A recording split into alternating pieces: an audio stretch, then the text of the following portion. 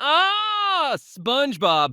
How did a goofy sponge go from flipping patties to total chaos with brain melt episodes, dolphin bleep swears, that super awkward panty raid, and Squidward getting bullied nonstop? They slapped his face on junk food, made a too real quarantine story, forgot to feed Gary, and even did a random baby spinoff nobody asked for.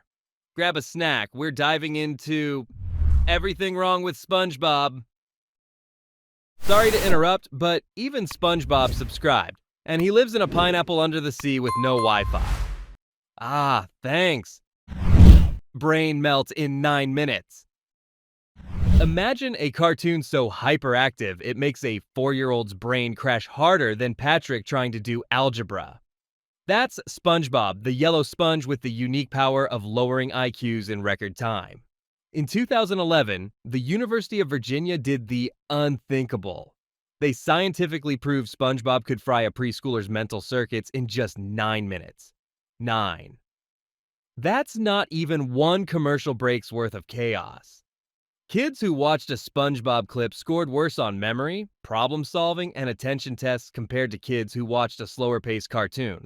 Or even kids who literally just sat there drawing. Translation? A crayon beat SpongeBob in teaching kids how to focus. Parents were horrified, but Nickelodeon was probably like, cool, our show makes kids dumb enough to keep watching forever. And think about it. Doesn't it all make sense? SpongeBob spends every episode screaming, running, flipping patties, and chasing jellyfish like his brain is on fire. Of course, kids can't concentrate after watching him. It's like handing them an espresso and saying, go nap now. But here's the kicker.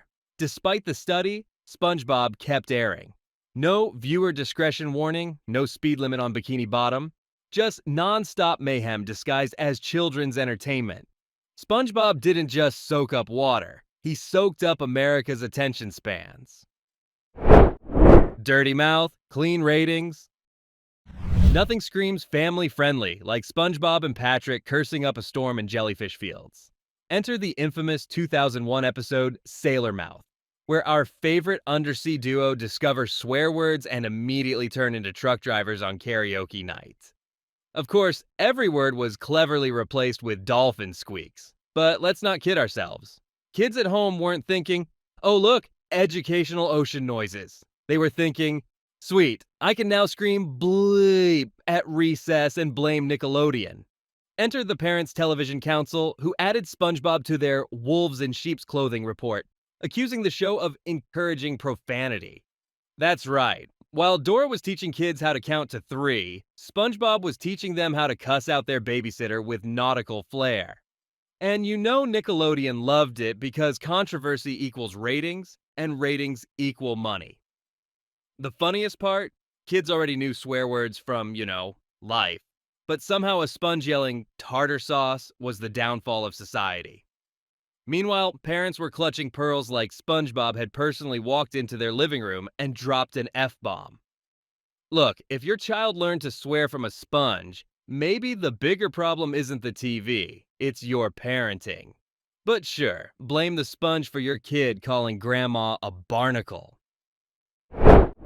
Snack attack mascot? Oh, SpongeBob doesn't have a stomach, but he sure knows how to sell sugar-coated garbage to kids who do. By 2005, SpongeBob had gone from fry cook to corporate mascot, slapping his square face on everything from Pop-Tarts to neon blue Go-Gurt that probably shaved 10 years off your life expectancy. The National Academies of Science even called him out in a report, linking his endless junk food endorsements to America's childhood obesity problem. That's right.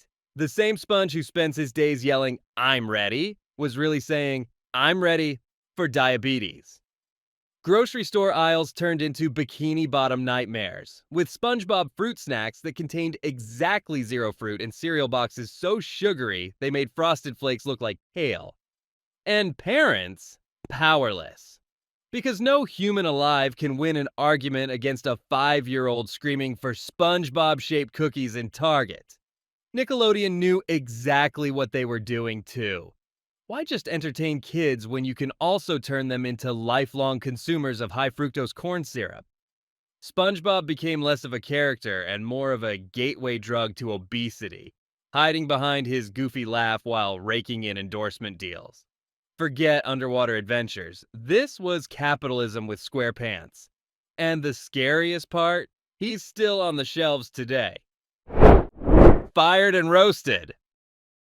When SpongeBob got canned from the Krusty Krab in 2013's SpongeBob, You're Fired, Nickelodeon didn't just serve up an episode, they served up a full-on political firestorm. The premise? SpongeBob loses his job because Mr. Krabs wants to save a nickel. A nickel. And suddenly, our cheery sponge spirals into unemployment, tries mooching off friends, and gets lectured about self-reliance by Sandy Cheeks, the capitalist squirrel from Texas. Sounds hilarious, right? Except this wasn't just comedy, it was Fox News bait, and they bit hard. Fox hosts praised the episode for promoting hard work over welfare, while critics slammed it for portraying food stamps as lazy handouts. The kicker? Patrick, the dumbest creature in Bikini Bottom, is the one excited about free stuff. Translation: government aid equals Patrick-level stupidity. Wow, subtle. This was less kids' cartoon and more Ron Swanson underwater. Nickelodeon swore it wasn't political, but come on. The timing, the framing, the 5 straight minutes of SpongeBob crying about being a moocher? This wasn't Bikini Bottom. It was Washington, D.C. Somehow, a sponge frying burgers became a debate about the American welfare system. And in the end, what did kids learn? That losing your job is shameful, and asking for help makes you lazy. Fantastic message for the Great Recession, SpongeBob. Bravo. Global warming sponge? Yes, the moment when SpongeBob became the face of climate change propaganda, or at least that's what Fox News said. In 2009, SpongeBob released a Goes Green book and eco-themed episodes encouraging kids to recycle, care about pollution, and maybe stop poisoning the ocean with oil spills. Sounds harmless, right? Wrong. Fox hosts accused Nickelodeon of pushing an environmentalist agenda and indoctrinating kids into hating business. That's right. SpongeBob wasn't flipping patties anymore, he was flipping capitalism. Never mind that SpongeBob lives underwater, meaning he has a pretty vested interest in not turning the ocean into a toxic wasteland. Nope, according to critics, this was SpongeBob secretly trying to turn your kid into Greta Thunberg with a fishing net. The irony? SpongeBob's entire life is already a metaphor for environmental disaster. He lives in Bikini Bottom, named after Bikini Atoll, a site wrecked by nuclear testing. But sure, teaching kids to recycle is the real brainwashing here. Fox News basically made it sound like SpongeBob was about to stage a Greenpeace sit-in at the Krusty Krab, chaining himself to a deep fryer in protest. At the end of the day, kids were probably just excited that SpongeBob hugged a tree. But to the grown-ups, he was the eco-terrorist sponge plotting to bring down ExxonMobil with a spatula. Colonial Sponge. SpongeBob, the cheerful face of settler colonialism. Bet you didn't see that one coming. In 2019, a University of Washington professor dropped the bomb, literally, that SpongeBob normalizes a violent and racist colonialism. Why? Because Bikini Bottom is built on Bikini Atoll, a real-life Pacific island nuked by US testing in the mid-20th century, which forced indigenous Marshallese people out of their homes. So while SpongeBob is happily flipping Krabby Patties and blowing bubbles, the history he's standing on involves radiation poisoning, displacement, and generations of suffering. But sure, let's just laugh at Patrick not knowing how to open a jar. The claim is that by never acknowledging this ugly history, SpongeBob helps erase it, turning a literal nuclear wasteland into a slapstick cartoon paradise. It's like building Disneyland on a graveyard and saying, "Don't worry, Mickey lives here now." Of course, Nickelodeon wasn't sitting in meetings thinking, yes, let's perpetuate imperial violence. But ignorance doesn't erase impact. SpongeBob's Pineapple House is basically gentrification in fruit form. Cute for him, tragic for the people erased. And suddenly, that catchy theme song, Who Lives in a Pineapple Under the Sea? Oh, who lives in a pineapple under the sea? SpongeBob SquarePants! feels a lot more like who lives on stolen, irradiated land under the sea. Answer: Spongebob, America's softest colonizer. Kazakhstan hammer? Spongebob, banned in Kazakhstan? No, really, that's not a joke. In 2014, Kazakhstan's education minister went full Squidward and labeled Spongebob a self-absorbed hooligan.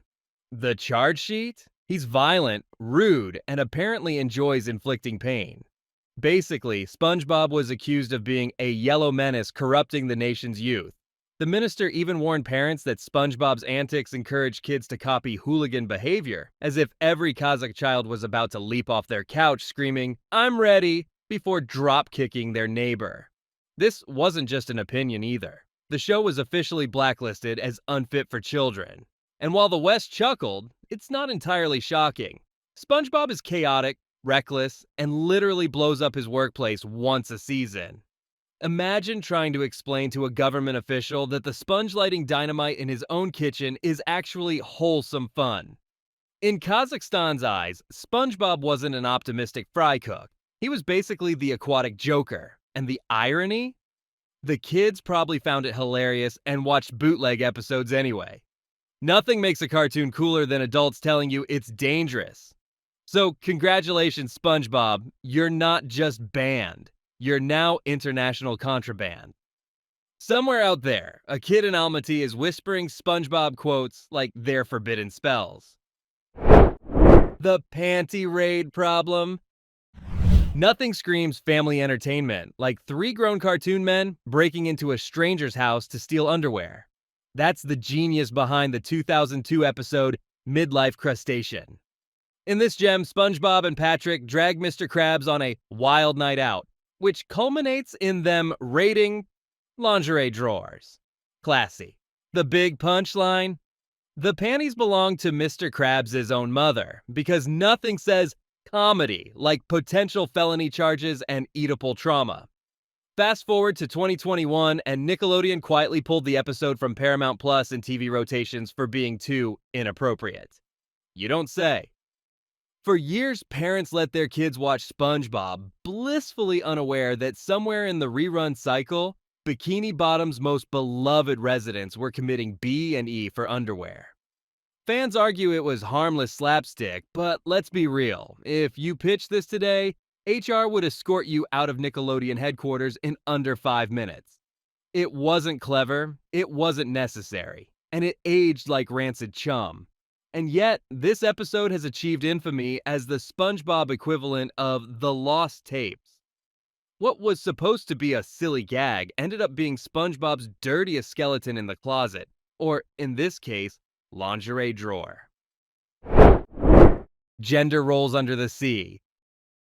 Do you remember the episode where SpongeBob decided to tackle parenting and promptly reinforced every outdated gender stereotype from the 1950s?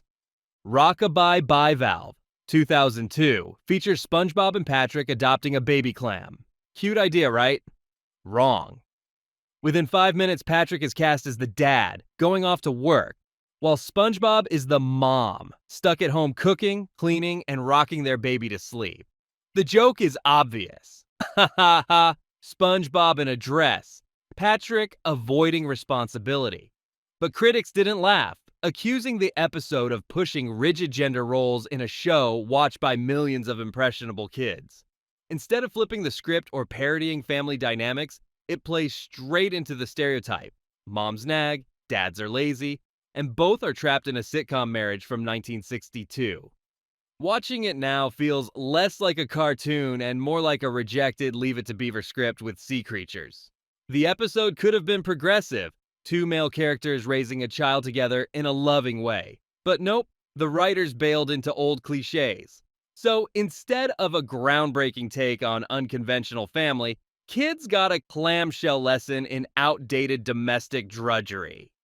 SpongeBob might live under the sea, but in this episode, he was drowning in gender stereotypes. Pandemic plot to reel. Nothing screams children's entertainment like a thinly veiled pandemic horror episode during an actual global pandemic. The infamous quarantine crab was supposed to be wacky fun about a fictional clam flu spreading through the Krusty Krab. Too bad Nickelodeon's timing was impeccable. 2020, when half the world was hoarding toilet paper and debating masks. Instead of laughter, the episode gave audiences a little too much deja vu of lockdown panic and virus paranoia. It was yanked from US airings for being, let's say, a little insensitive. I mean, who thought a plot about forced quarantines and mob paranoia was perfect for kids stuck in actual quarantines and mob paranoia? SpongeBob wasn't exactly predicting the future, it was just stomping all over it. Sometimes the line between absurd comedy and, wow, that's uncomfortably accurate, gets blurred. Nickelodeon must have realized that traumatizing kids who just missed another semester of school wasn't the best PR strategy. So, the episode now sits in the vault of bad timing history, right next to every awkward, too soon joke ever told. Congratulations, SpongeBob! You accidentally became the first animated show to give flashbacks to Zoom classrooms. Gary the training victim. Once upon a time, SpongeBob's love for Gary was wholesome. Yeah, toss that out the window in The Great Snail Race, 2002, where SpongeBob decides the best way to show affection is through psychological warfare disguised as training. What starts as a cute pet competition devolves into SpongeBob pushing Gary like a drill sergeant on steroids. Push-ups, relentless exercise, no rest. Gary literally collapses from exhaustion by the end. Because nothing says kids love your pets like overworking them until they faint in front of a cheering crowd. Animal rights advocates and concerned parents weren't exactly thrilled about the depiction of pet ownership as a one-way ticket to Crueltyville. It's the kind of episode that makes you question if SpongeBob has ever read a single pet care pamphlet in his life. Sure, Gary survives, but the message is as clear as a cracked fish tank. Success matters more than compassion. And because this is SpongeBob logic, everyone laughs it off like it's just another quirky gag. In reality, Gary deserved to report his owner to Bikini Bottom's version of PETA. Watching your childhood hero transform into a 4-inch tall Cesar Millan gone wrong isn't exactly comforting. Way to turn snail racing into the Hunger Games, SpongeBob. Flanderization disaster zone. You know a cartoon has gone off the rails when its characters start acting like parodies of themselves. Enter SpongeBob's Dark Age, Season 6 through 8, otherwise known as the Who Thought This Was Funny era. Instead of the sweet, slightly goofy Sponge from the early days, we got SpongeBob dialed up to 11.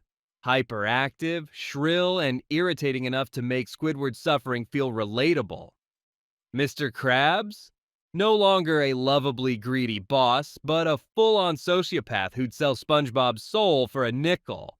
Even Patrick got dumber. Like, forget how to breathe dumb. Fans and critics didn't mince words. They called it pure flanderization, where character quirks stopped being quirks and became the entire personality. It was like watching your favorite band replace every instrument with a kazoo and insisting the sound was edgy. The charm, the clever writing, the subtle jokes, poof, gone. Replaced by loud noise, cruel humor, and characters acting like warped caricatures of their former selves. The result?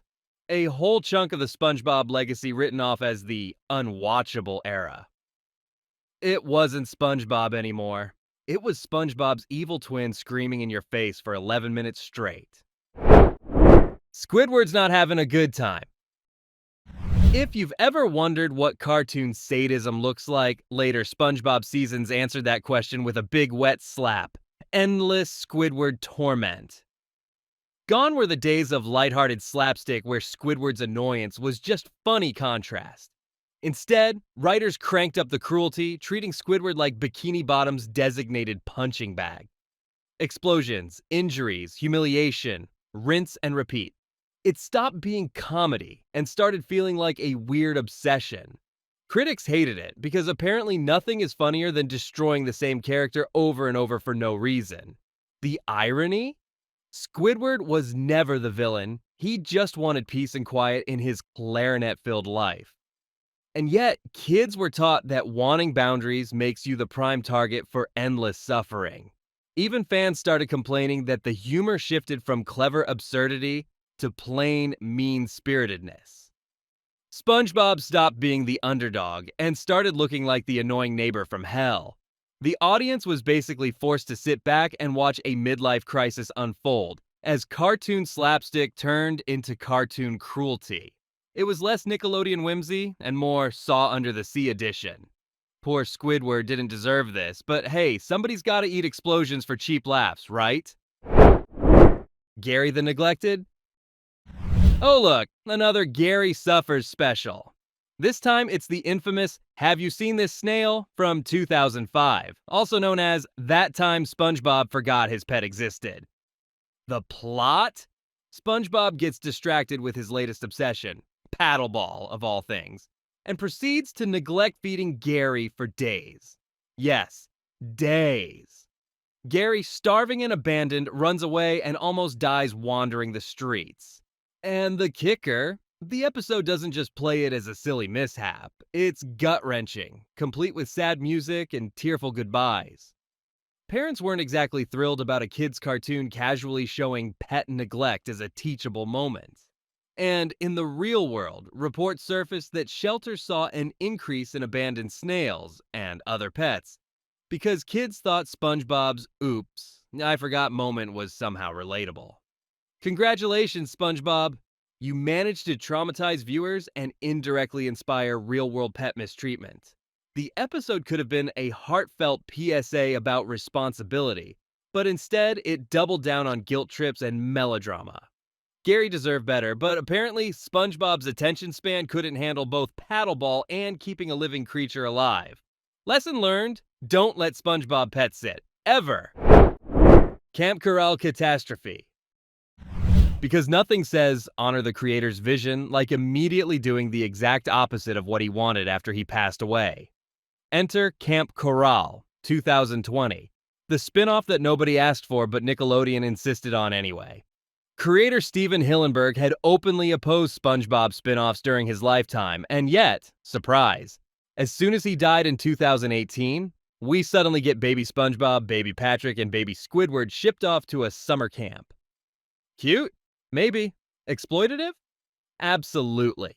Fans and critics blasted the move as a blatant cash grab, cheapening the franchise by milking nostalgia and ignoring Hillenburg's wishes.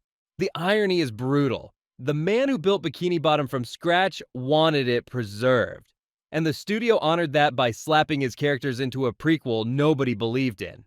The backlash wasn't subtle either. Social media dragged Nickelodeon through kelp-covered mud for betraying its own legacy. Instead of celebrating Hillenburg, they used his absence as a business opportunity. Camp Corral quickly became the SpongeBob version of the Star Wars prequels, technically canon, universally groaned at. Nothing like turning your most beloved sea sponge into a toddler just to keep toy sales afloat. Thanks for the memories, Nickelodeon. Hillenburg must be spinning in his watery grave. 7 Deadly Fish Sins. SpongeBob, the cheerful sponge who just wants to fry patties and blow bubbles. Or, according to certain theories, the literal embodiment of sin. That's right, a long-running fan theory, and one that has freaked out more than a few parents, claims the 7 main characters actually represent the 7 deadly sins.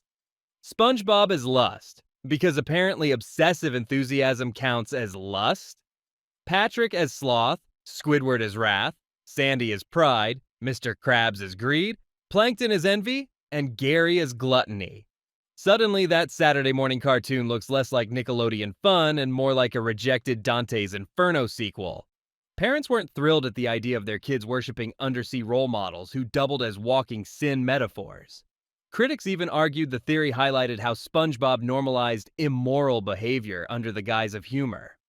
Of course, Nickelodeon never confirmed this, but once the idea spread, it stuck.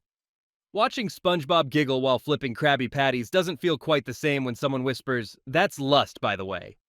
Whether you buy the theory or not, it gave SpongeBob's universe a darker, more unsettling flavor. Instead of childhood innocence, you suddenly feel like you've been tricked into a theological morality play staged by a sponge in SquarePants. The gun that got cut. In case you forgot, SpongeBob once came close to packing heat, at least in storyboard form. In the 2001 episode Procrastination, a scene was planned where SpongeBob, in a moment of slapstick frustration, mimes holding a gun to his head. And then, boom! Columbine happened in 1999, reshaping American sensitivity to school violence forever. Nickelodeon took one look at that gag and said, absolutely not. The bit was cut, and rightly so, but the fact that it made it through the early drafts at all is mind-boggling.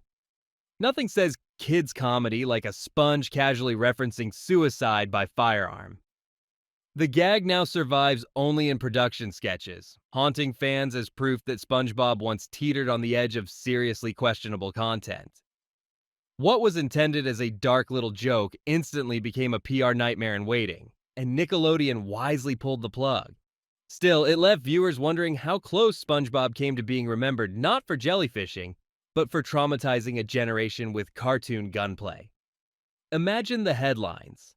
Beloved Sponge teaches kids about existential despair, one gun mime at a time. Comedy gold? More like comedy loaded. Thankfully, Bikini Bottom remains weapon-free unless you count jellyfish nets. Jobless and hopeless. SpongeBob might be the eternal optimist, but in 2013 SpongeBob, You're Fired, Nickelodeon decided to show him what it means to hit rock bottom. Fired from the Krusty Krab, SpongeBob spirals into depression, wandering Bikini Bottom as the ultimate symbol of unemployment misery. The supposed joke? His pathetic attempts to find work elsewhere. Critics didn't laugh. Fox News jumped on it too, spinning the episode into a debate about food stamps and dependency, with SpongeBob branded as a stand-in for lazy moochers. Yes, you heard that right. Our beloved Sponge became a pawn in the culture war. What was supposed to be a quirky episode about SpongeBob rediscovering his love for work instead turned into an accidental commentary on America's unemployment crisis. Parents and pundits blasted it as tasteless, especially during a period when millions were genuinely struggling with joblessness. The whole thing left a bad taste, like an undercooked Krabby Patty. Instead of laughing at SpongeBob's resilience, audiences were confronted with a weirdly cruel narrative that mocked the unemployed while pretending it was all in good fun. Way to take a sponge who lives in a pineapple under the sea and drag him into Fox News debates about welfare. Just what the kids needed. The Hillenburg decline. Here's a brutal truth SpongeBob fans know all too well. Once Steven Hillenburg stepped away from the series in 2004, SpongeBob was never the same. Seasons 1 through 3 had charm, wit, and surreal brilliance that felt genuinely clever. Post-Hillenburg, we got endless gross-out humor, louder characters, and recycled plots that felt like pale imitations. Critics and fans alike pointed out how the show shifted from subtle absurdity to cheap gags that relied on shock value. Think more burping, more bodily fluids, and less of the offbeat creativity that made the show iconic in the first place. The decline became a meme in itself. Pre-movie SpongeBob versus post-movie SpongeBob. And honestly, the difference is night and day. Without Hillenburg's guiding hand, the series leaned into easy laughs instead of innovative writing, tarnishing the legacy of its golden years. It's not just nostalgia talking. Even professional critics noted the dip in quality and tone. Sure, SpongeBob stayed popular, but it became one of those shows people left on in the background instead of eagerly quoting on the playground. The once beloved Sponge transformed into a hollow version of himself, running on fumes and bodily fluid jokes. Proof that sometimes creative vision really does make or break the magic. And there you have it. What do you think of SpongeBob? Let me know down below. Thanks for watching and see you in the next video.